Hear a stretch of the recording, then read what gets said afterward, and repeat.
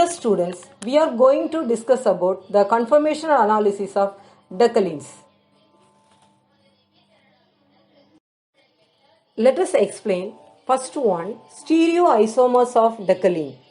Second one, the conformational analysis of cis and trans decalines. Third one, different types of strains in conformations of decalines. And the fourth one, the most suitable and energetically favorable conformation of decalines.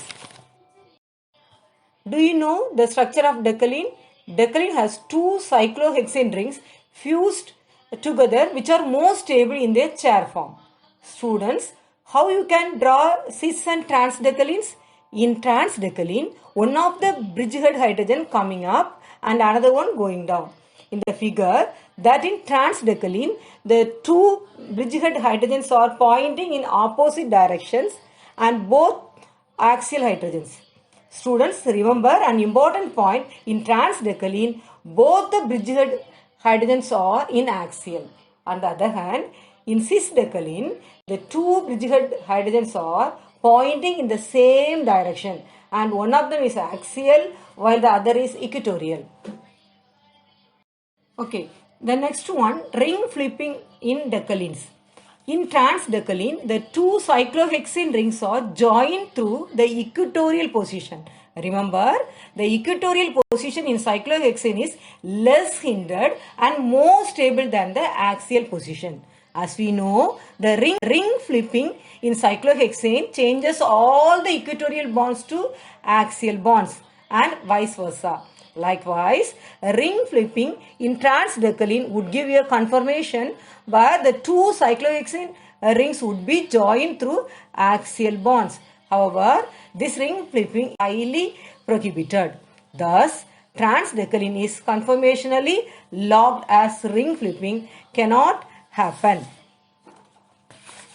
In cis decaline, the two cyclohexane rings are joined through an equatorial and an axial bond.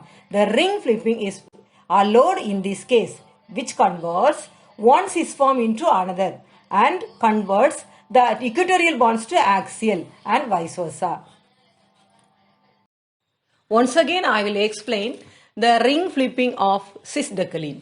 In cis decaline, the two cyclohexane rings are joined through an equatorial and an axial bond.